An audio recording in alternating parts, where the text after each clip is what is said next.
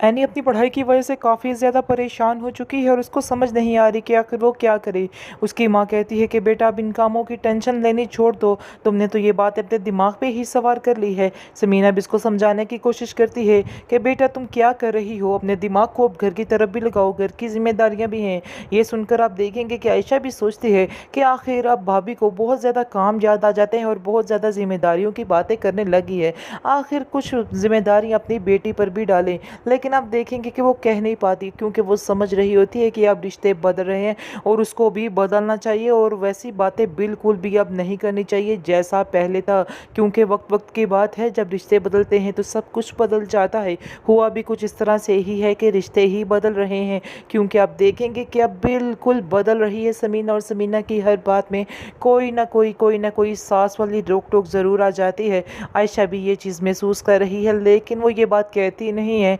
खामोशी से देखती रहती है कि आखिर क्या मंजर चल रहे हैं और क्या हो रहा है। वो अब एनी को समझाती है कि अब तुम ये मत समझो कि वो तुम्हारी सिर्फ ताई है और तुम्हें समझना है कि वो तुम्हारी सास भी है। समझ आ रही है, अब वो वाली बातें, वो वाली हरकतें बिल्कुल छोड़नी होगी, क्योंकि इस तरह की अगर हरकतें और बातें रही तो काम खराब हो सकता है। इसलिए बेहतर यही है कि अपने आप को जितनी जल्दी हो सके बदल लो।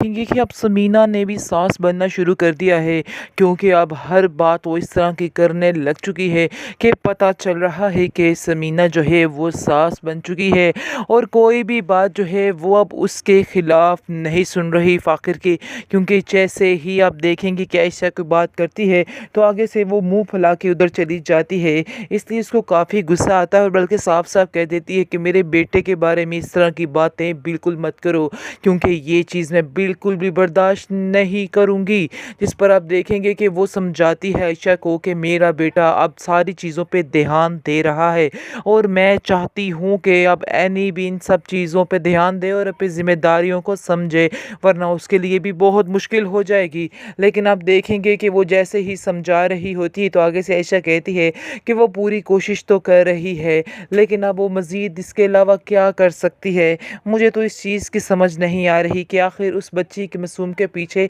सारे क्यों पड़ चुके हैं। आगे से आप देखेंगे कि उसकी जो सास है, यानी कि एनी की सास है, वो उसको बिठा के पास समझाएगी और कहेगी कि बेटा तुम्हें अपनी ये चीज़ें बदलनी होंगी, तुमने अपने आप को पूरे तरीके से कंट्रोल करना